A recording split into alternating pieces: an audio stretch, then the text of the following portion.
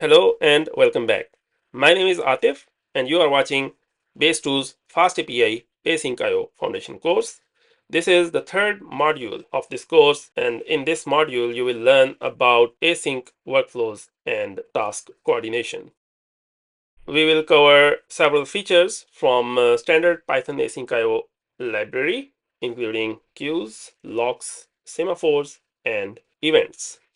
In the meanwhile, we will build an email notification pipeline using fan-in, fan-out pattern. Think of it as a notification system for a platform similar to LinkedIn. We will create three provider services: job service, message service, and application service. These three services will fan in their messages to the queue, and those messages will be fanned out to several workers. These workers will process the messages and send the notifications as emails to the corresponding users. Let's begin with AsyncIO queues. We are starting with our email notification pipeline with three dummy services: job service, message service, and application service. Whenever there is a new job posting relevant to a user, the job service will create a JSON message and it will push it into the notification queue. Message service will push the recruiter messages to the queue, and application service will push the messages related to status updates to the job applications of a user, and it will also push to the same queue. In the main function, we are creating tasks for each of the producer, and finally we gather them. We have here user emails representing 4 of the users of the system, and this pattern is fan in because 3 of the producer services converge their messages to a single place, the notification queue. Let's run this program. As you can see that all 3 provider services have started to push their messages to the notification queue, and they are continuing to do so as they receive new events related to them. Now we will create a notification worker.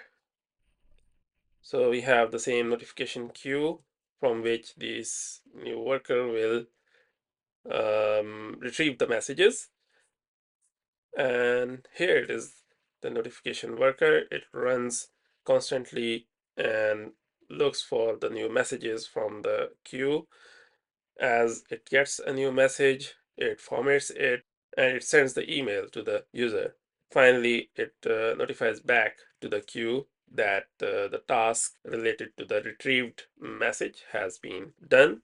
Let's look at the format notification message. So each message has a type: job posted, recruiter message, or application status change, and it formats a JSON message accordingly. And then we have send email method, which simulates the email send with a delay. And finally, in the main function, we have added a new task for the workers. We are running 3 workers right now, all of the type notification worker, and we pass these workers to the gather function as well.